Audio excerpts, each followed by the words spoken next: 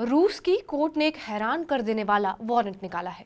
Moscow की एक court ने रूस के रक्षा मंत्री और बाकी अधिकारियों के खिलाफ अरेस्ट वारंट जारी करने वाले आईसीसी जज बेन महफूद के खिलाफ ही अरेस्ट वारंट जारी कर दिया है। महफूद को देश के शीर्ष नेता और पूर्व रक्षा मंत्री को निशाना बनाने के लिए जिम्मेदार ठहराया गया है।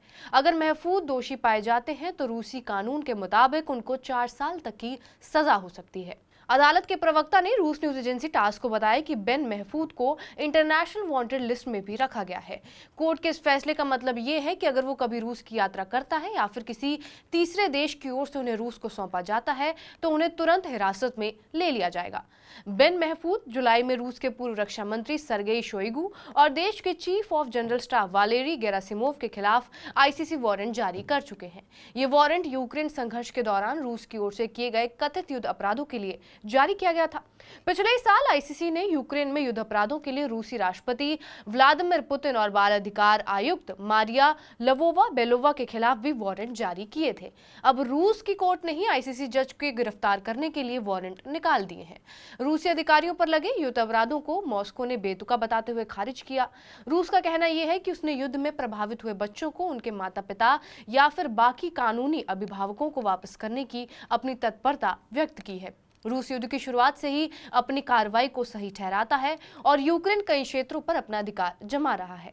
इसी साल बात की जाए रूस के राष्ट्रपति पुतिन की तो उन्होंने मंगोलिया का दौरा किया था, जो इंटरनेशनल क्रिमिनल कोर्ट का सदस्य है और जिसने पुतिन को अरेस्ट करने की बात तक कह डाली थी। लेकिन फिर भी मंगोलिया ने इस आदेश को नजरअंदाज भी किया था और यहाँ तक कि पुतिन की मेहमान नवाजी भी वहां पर अच्छी तरीके से की गई थी।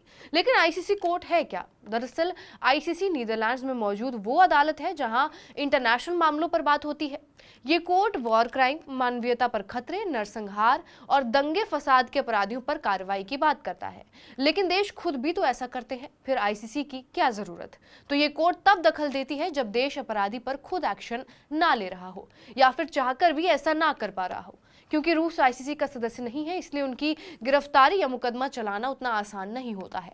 इसमें एक दिक्कत यह भी है कि खुद को पीड़ित बता रहा यूक्रेन भी कोर्ट का मेंबर नहीं है। और अब ताज्जुब वाली बात यह है कि रूस ने उसी आईसीसी के जज के खिलाफ अरेस्ट वारंट जारी कर लिया है जिसने उसके अधिकारियों को दोषी ठहराया था। बहरहाल, आपका इस खबर पर क्या कुछ कहना है हमें कमेंट बॉक्स में जरूर बताएं। बाकी देश और दुनिया की तमाम बड़ी खबरों के लिए बने रहे हमारे साथ TV9 डिजिटल पर।